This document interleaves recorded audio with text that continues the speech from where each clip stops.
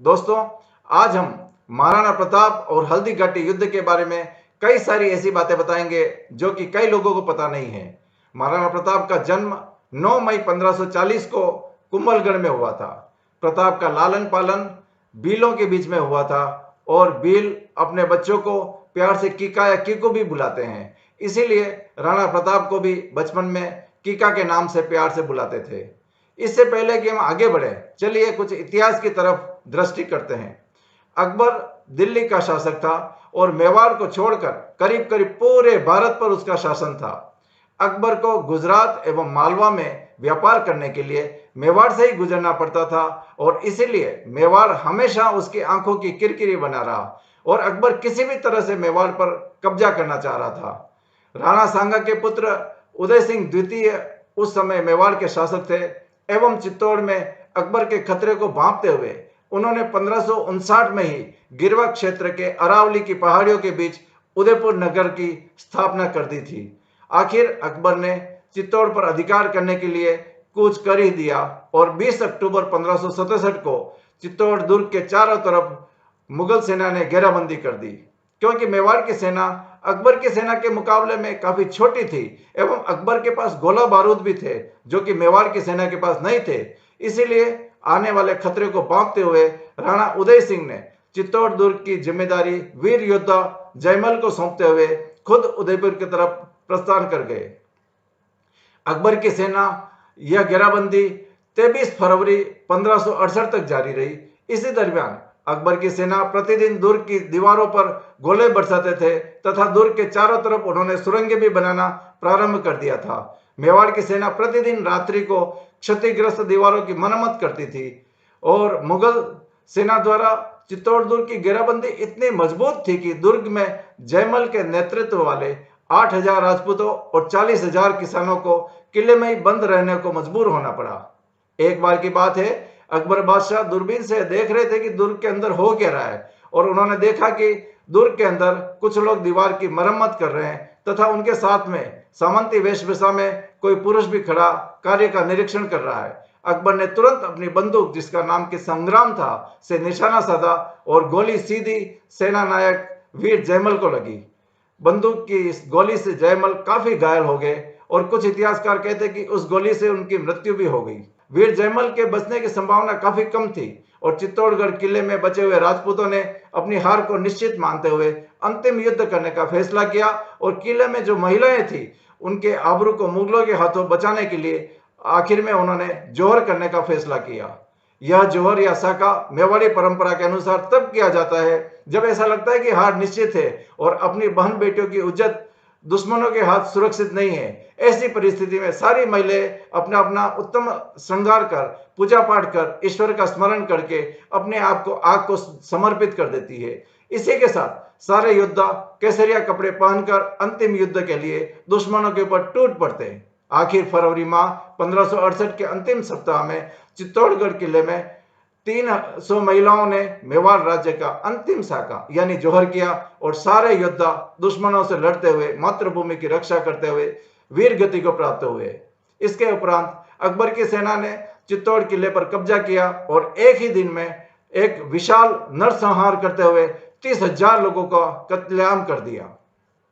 दोस्तों, अब हम महाराणा प्रताप के बारे में बात करते हैं। महाराणा उदय सिंह ने मृत्यु से पूर्व अपनी दूसरी पत्नी धीरबाई, जिसको कि बटियानी बाई भी कहते हैं, वह राणा उदय सिंह की सबसे चहेती रानी थी, तो उसके कहने में आकर उसी के पुत्र कुंवर जगमाल को अपना उत्तराधिकारी घोषित कर दिया।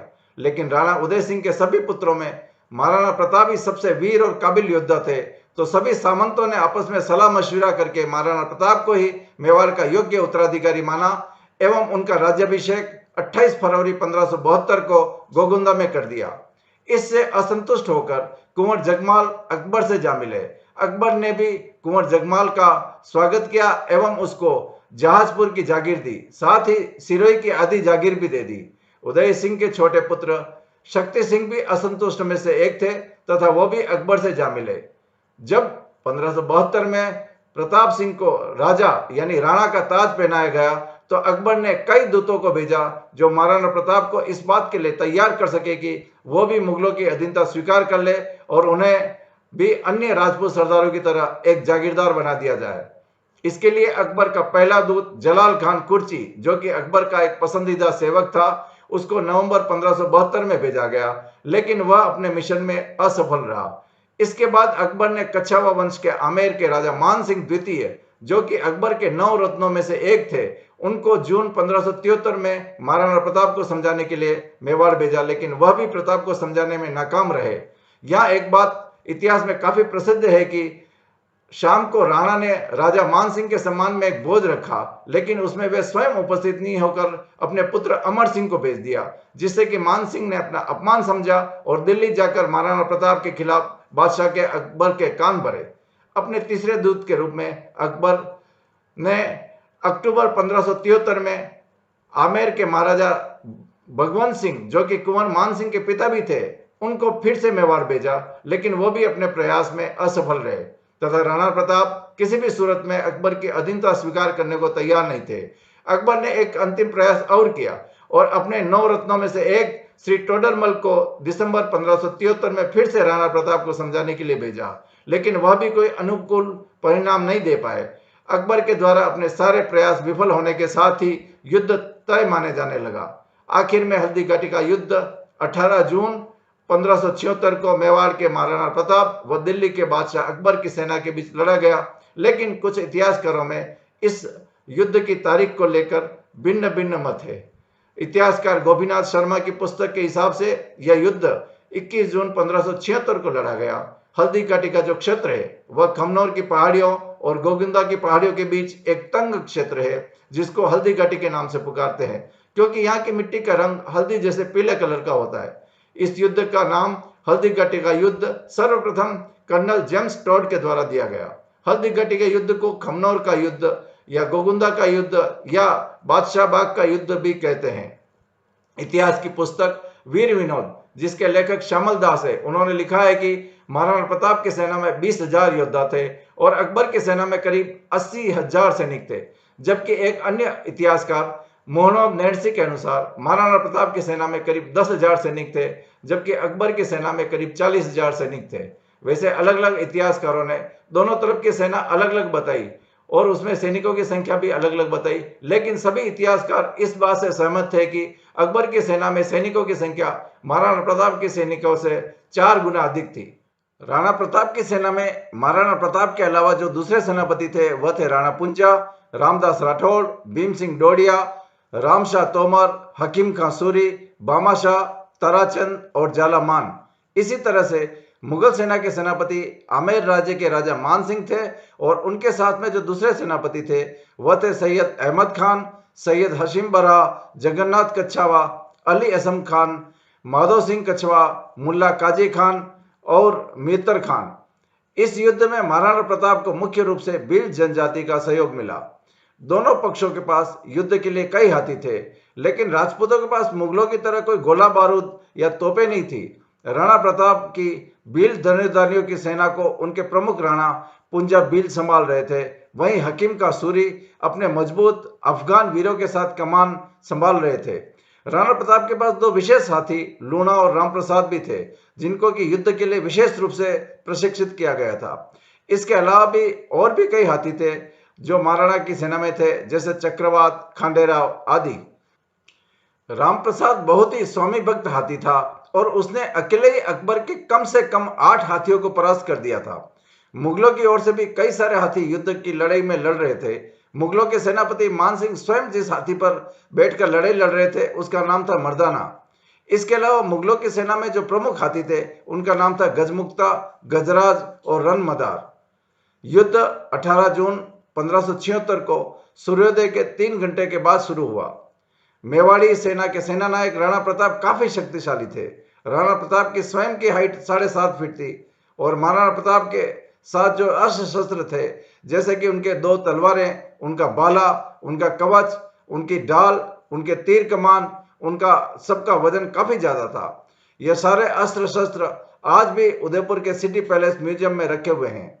वैसे लोकमत के अनुसार महाराणा प्रताप का जो बाला था वही 1.5 मन यानी 30 किलो का था और उनका जो कवच वही 72 किलो का था। राणा अपने सबसे बेस्ट घोड़े चेतक के ऊपर सवार थे और चेतक उस समय दुनिया का सबसे अच्छा घोड़ा था। उसके मुंह पर हमेशा एक हाथी का मुखौटा रहता था और युद्ध में दुश्मन के हाथी हमेशा कंफ्यूजन में रहते थे कि वह घोड़ा है या हाथी। विश्व में एक ही ऐसा घोड़ा है जिसके बारे में कई सारी कविताएं, कहानियां और लेख लिखे गए हैं और वह घोड़ा है चेतक। प्रारंभ में लड़ाई का स्थल राजस्थान के गोगुंदा के पास हल्दी घाटी में एक संकड़ा पहाड़ी दर्रा है, वहां था। वैसे इतिहासकार डॉक्टर मोहन श्रीमाली के अनुसार हल्दी घाटी के दर्रे में एक बार में सिर्फ एक ही आदमी जा सकता था और महाराणा प्रताप की योजना अनुसार यहां छापामार युद्ध यानी घात लगाकर हमला करना उस हल्दी घाटी के दर्रे में काफी आसान था। युद्ध के शुरुआत में मवाड़ की सेना हावी रही क्योंकि वे ऊंचे स्थान पर थे, परंतु कुछ समय बाद राणा प्रताप को यह समाचार मिला कि मुगलों की सेना पीछे से भी आक्रमण कर सकती है और उसी समय राणा समझ गए कि यह जो पीछे से आक्रमण कर सकने वाली सूचना मुगलों को दी वह शक्ति सिंह के अलावा और कोई नहीं हो सकता, क्योंकि शक्ति सिंह उस समय मुगलों की तरफ से युद्ध कर रहे थे। बाद में दोनों सेनाओं के बीच संख्या की बहुत बड़ी असमानता के कारण राणा ने मुगलों पर एक साथ पूर्ण हमला करने का विकल्प चुना और शायद राणा से यही सबसे बड़ी भूल हो गई और उनके बहुत सारे लोग मारे गए। कई इतिहासकार मानते हैं कि राणा की यह जो बड़ी भूल है, लेकिन राणा के पास कोई विकल्प भी नहीं था। यदि पीछे से मुगलों के द्वारा आक्रमण होता तो राणा की सेना सभी तरफ से गिर जाती और इसीलिए राणा ने सीधे युद्ध करने का विकल्प चुना। राजपूतों की तरफ से हरावल दस्ते में हकीम कासूरी और उसके पठान सैनिक थे। वहीं मानसिंह की सेना के हरावल दस्ते का नेतृत्व कर रहे थे और वह थे सैयद हाशिम। हरावल दस्ता वह दस्ता होता है जो कि युद्ध में सबसे आगे रहता है एवं सबसे पहले दुश्मनों पर आक्रमण करता है या फिर सबसे पहले दुश्मनों के आक्रमण का जवाब देता है।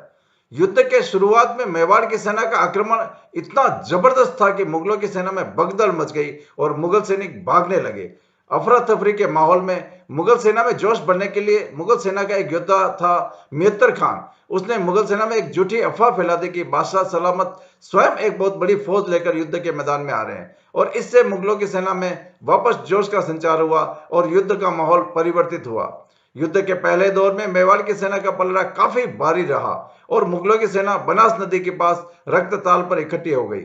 युद्ध के दूसरे दौर में महाराणा प्रताप एक छोटी सी भूल कर बैठे और ऊंचे स्थान से उतरकर युद्ध के लिए नीचे समतल स्थान पर आ गए। हालांकि प्रताप की सेना के सामंत राम सिंह ने उनको चेताया था कि हमारी सेना मुगलों के मुकाबले काफी छोटी है और हम इनसे समतल मैदान में मुकाबला नहीं कर सकते, पर फिर भी जोश ही जोश में मेवाड़ की सेना अपने ऊंचे स्थान से नीचे उतरकर सीधे युद्ध के लिए समतल मैदान में आ गई और जो दूसरा मुकाबला था वह बनास नदी के किनारे रक्तताल पर हुआ। अब दूसरे दौर के युद्ध में जो कि समतल मैदान में लड़ा जा रहा था, मेवाड़ की सेना थोड़ी कमजोर पड़ गई, कारण कि मुगलों की सेना की तरफ से तोप के गोले भी छोड़े जा रहे थे और साथ ही मुगलों की सेना तीरों से भी हमला कर रही थी। इस दूसरे दौर के युद्ध में मेवाड़ की सेना में अफरा तफरी का माहौल पैदा हो गया, कारण कि मेवाड़ की सेना मुगलों की सेना के मुकाबले में काफी छोटी थी। लेकिन इस युद्ध के दौरान कई सारी ऐसी विशेष घटनाएं हुई जो कि इतिहास में अमर हो गई। इस युद्ध में अकबर ने अपने सबसे खास योद्धा बेलोल खान को महाराणा प्रताप को बंदी बनाने के लिए उतारा था। मुगल सेना का अब तक का सबसे खतरनाक एवं कभी हार न मानने वाला सेना नायक था बेलोल खान। बेलोल खान के बारे में कहा जाता है कि उसने कभी किसी युद्ध में हार का सामना नहीं किया था और उसका बदन विशाल काय था एवं ताकत इतनी कि नसें फटने को होती। इसी बेलोल खान को युद्ध में राणा प्रताप ने तलवार के एक ही वार से घोड़े के समेत 2 टुकड़ों में काट डाला था। युद्ध के दौरान एक बार तो राणा प्रताप सीधे मुगलों की सेना के सेनापति राजा मान सिंह की ओर बढ़े और उन्होंने उसके हाथी के ऊपर अपने चेतक से चढ़ाई कर दी। चेतक छलांग लगाकर हाथी की सूंड से होते हुए राजा मान सिंह तक पहुंच गया और राणा प्रताप ने मान सिंह पर जोरदार आक्रमण कर दिया। प्रताप ने अपने भाले से मान सिंह का वध करने की कोशिश की, लेकिन राजा मान सिंह हाथी के हौदे में घुसकर अपने आप को बचाने में सफल रहे, पर महावत अपने आप को नहीं बचा पाया और उसकी वहीं तत्काल मृत्यु हो गई। लेकिन बदकिस्मती से महाराणा प्रताप का जो घोड़ा था चेतक, उसका एक पैर राजा मान सिंह के हाथी के सूंड में जो खंजर होता है उसके वार से घायल हो गया। 3 घंटे से भी अधिक समय तक चले भयंकर युद्ध के बाद महाराणा प्रताप ने अपने आप को जख्मी पाया और उनके लोगों ने उन्हें समय दिया कि वे पहाड़ियों से भागने में सफल रहे और बाद में लड़ने के लिए जीवित रहे। मुगल सेना मेवाड़ की सेना पर 3 तरफ से दबाव बनाने में सक्षम रही और जल्द ही राजपूत योद्धा एक एक कर गिरने लगे। लड़ाई का ज्वर अब मुगलों की ओर झुकने लगा। अपनी सेना को कमजोर पाते ही और यह महसूस करते हुए कि अब हार निश्चित है, बड़ी साड़ी के सरदार मान सिंह जाला ने अपने सेनापति से शाही छत्र ले लिए और खुद को राणा होने का दावा करते हुए मैदान में टिके रहे। उनके इसी बलिदान के कारण ही घायल प्रताप और कई राजपूत योद्धा युद्ध भूमि से दूर जाने में सफल रहे। चेतक अपने एक पेड़ से जख्मी होने के बावजूद महाराणा प्रताप को रक्त तलाई से हल्दी घाटी के दूसरे छोर पर ले आया और प्रताप को 25 फीट के नाले को अपने सिर्फ 3 पैरों से कूदकर अपने स्वामी की रक्षा की। इस युद्ध में दोनों सेनाओं की तरफ से कई सैनिक शहीद हुए और बाद में भीषण बारिश हुई, तो उस भीषण बारिश में शहीद हुए सैनिकों के खून की वजह से बारिश का सारा पानी भी लाल हो गया और वह जो पानी बहा उसका कलर लाल होने की वजह से इतिहासकार कहते हैं कि वहां पर खून की नदियां बह गई। इसी युद्ध में मुगल सेना का एक सैनिक बदायूनी भी था जो स्वयं हल्दी घाटी के युद्ध में मौजूद था और उसने स्वयं युद्ध भी लड़ा और बाद में युद्ध का आंखों देखा हाल का पूरा वर्णन अपनी पुस्तक मुंतखब उल तवारीख में किया। बदायूनी के अनुसार दोनों तरफ कई राजपूत सैनिक थे और उन सभी की वेशभूषा एक जैसी थी। उग्र संघर्ष में एक स्तर पर मुगल सेना के बदायूनी ने सेनापति आसफ खान से पूछा कि अपनी सेना के और दुश्मन के सेना के राजपूतों में अंतर कैसे किया जाए, तो आसफ खान ने जवाब दिया कि राजपूत कौम काफिर होती है और वो चाहे किसी भी पक्ष के हो उन्हें मार देना चाहिए जिससे कि इस्लाम का भला हो सके। युद्ध में महाराणा प्रताप जब बाहर निकल रहे थे तो उनके पीछे 2 मुगल सैनिक भी उनका पीछा कर रहे थे। उस समय कुछ इतिहासकार कहते हैं कि शक्ति सिंह जो कि महाराणा प्रताप के छोटे भाई थे और उस समय अकबर की तरफ से युद्ध कर रहे थे, उन्होंने उन 2 मुगल सैनिकों को राणा प्रताप का पीछा करते हुए देख लिया तो उनका भ्रातृत्व प्रेम जाग उठा और उन्होंने उन दोनों मुगल सैनिकों को मौत के घाट उतार दिया तथा राणा प्रताप से माफी मांगी। और चूंकि राणा प्रताप के घोड़े चेतक का देहांत हो चुका था तो शक्ति सिंह ने अपना घोड़ा भी राणा प्रताप को भेंट किया। कई इतिहासकार कहते हैं कि इस युद्ध में महाराणा प्रताप की हार हुई, लेकिन कुछ इतिहासकार ऐसा भी बोलते हैं कि यह जो युद्ध था इसमें हार जीत का कोई फैसला नहीं हुआ और उसके कई सारे कारण हैं। जैसे कि जब भी कोई युद्ध होता है तो या तो हारने वाली सेना का राजा मारा जाता है, तो ऐसा तो हल्दी घाटी के युद्ध में नहीं हुआ। दूसरा सवाल, हारने वाली सेना का जो राजा होता है वह आत्मसमर्पण कर देता है, तो इसमें राणा प्रताप ने आत्मसमर्पण भी नहीं किया और न ही महाराणा प्रताप को बंदी बनाया जा सका। इसके अलावा जो विजयी सेना होती है उसका नियंत्रण हारे हुए साम्राज्य पर होता है, लेकिन यह वह स्थिति भी नहीं थी। तो इन सभी अलग अलग बातों से यह परिणाम निकलता है कि इस युद्ध का कोई परिणाम नहीं निकला तथा महाराणा प्रताप वहां से कुछ समय के लिए दूर जाने में सफल जरूर रहे। वैसे कई इतिहासकार यह भी बताते हैं कि जिस उद्देश्य के लिए यह युद्ध बादशाह अकबर के द्वारा लड़ा गया वह भी उद्देश्य उनका पूरा नहीं हुआ, तो उस हिसाब से तो इस युद्ध में महाराणा प्रताप की जीत हुई और बादशाह अकबर की हार हुई। युद्ध के बाद बिना किसी परिणाम के जब राजा मान सिंह दिल्ली में अकबर के दरबार में पहुंचे तो अकबर इतने क्रुद्ध हुए कि कुछ दिनों तक उन्होंने राजा मान सिंह की दरबार में ड्यूटी भी बंद कर दी थी, यानी मान सिंह के दरबार में आने पर रोक लगा दी थी। अकबर की सेना ने युद्ध के बाद महाराणा प्रताप के सबसे विश्वसनीय हाथी राम प्रसाद को अपने 12 हाथियों और उसके महावतों की मदद से कैद कर लिया और उसको दिल्ली ले गए। बाद में अकबर ने इस हाथी का नाम बदलकर पीर रख दिया। कहते हैं कि अकबर की कैद में इस राम प्रसाद हाथी ने 28 दिनों तक कुछ नहीं खाया और भूखा प्यासा रहा। आखिर 28 दिनों के बाद उस हाथी राम प्रसाद की मौत हो गई। राम प्रसाद की मौत के बाद अकबर ने बोला कि जिस राणा के हाथी का सर मैं नहीं झुका सका उसके राणा का सर मैं कैसे झुका सकता हूं। और जैसे ही मुगल साम्राज्य का ध्यान कहीं और गया, महाराणा प्रताप और उसकी सेना वापस बाहर आ गई और मुगल सेना के प्रभुत्व के कई क्षेत्रों पर फिर से कब्जा कर लिया। महाराणा प्रताप ने अपनी मृत्यु से पूर्व 21 वर्षों तक लगातार अकबर से संघर्ष किया और उन्होंने चित्तौड़ के अलावा करीब करीब सारा क्षेत्र मुगलों से वापस प्राप्त कर लिया। हल्दी घाटी के युद्ध के बाद महाराणा प्रताप ने जो 21 साल तक लगातार संघर्ष किया उसने उन्होंने गोरिल्ला युद्ध यानी छापामार युद्ध की नीति अपनाई और आजीवन अपनी स्वतंत्रता के लिए संघर्ष करते रहे और सदैव अजेय रहे। इन 21 वर्षों में महाराणा प्रताप ने कई संघर्ष किए और उनके पास कई बार तो ऐसा समय भी आया कि उनको खाने के लिए भोजन भी नहीं मिलता था और उनको घास की रोटी खानी पड़ती थी। कहते हैं कि कठिन समय में आदिवासी लोगों ने महाराणा प्रताप का बहुत साथ दिया था। राणा प्रताप स्त्रियों की भी बहुत इज्जत करते थे। एक बार की बात है, 1580 में महाराजा अकबर ने अब्दुल रहीम खान खाना को, जो कि उसका सबसे शक्तिशाली सूबेदार था, उसको राणा प्रताप को परास्त करने के लिए भेजा। अब्दुल रहीम खान खाना ने अपना डेरा अजमेर में डाला। कुंवर अमर सिंह, जो कि महाराणा प्रताप के सेनापति भी थे, उन्होंने अब्दुल रहीम खान खाना को कंफ्यूज करने के लिए शेरगढ़ के पास एक आक्रमण किया और अब्दुल रहीम खान खाना की बीबी और कुछ औरतों को गिरफ्तार करके राणा के सामने पेश किया। राणा प्रताप को यह बात बिल्कुल भी पसंद नहीं आई और चूंकि वह स्त्रियों की बहुत इज्जत करते थे, इसलिए उन्होंने अब्दुल रहीम खान खाना की बेगम और उनकी बेटी और गिरफ्तार सभी औरतों को ससम्मान वापस अब्दुल रहीम खान खाना के डेरे में पहुंचाने की व्यवस्था करवाई। युद्ध के बाद महाराणा प्रताप ने कई समय मेहरा की गुफाओं में रहकर व्यतीत किया। इन मेहरा की गुफाओं की विशेषता यह है कि यदि गुफा के ऊपर खड़े होकर आप देखें तो गुफाओं से 12 मील तक यदि कोई आदमी आ रहा है तो भी आप उसको देख सकते हैं, जबकि यदि आप गुफा के अंदर खड़े हैं तो 12 कदम की दूरी पर खड़े व्यक्ति को भी दिखाई नहीं देता कि गुफा के अंदर कोई है। यहाँ भामाशाह का जिक्र किए बिना बात अधूरी रहेगी। भामाशाह ने कठिन समय में प्रताप को इतनी धनराशि दी कि जिससे 24,000 सैनिकों को 12 साल तक राशन पानी और सैलरी दी जा सके। अंत में महाराणा प्रताप की मृत्यु 19 जनवरी 1597 को हुई। जब उसकी मृत्यु का समाचार अकबर को मिला तो उसकी आंखों में से भी आंसू आ गए। ऐसा वीर योद्धा न कभी हुआ था, न कभी होगा। धन्यवाद।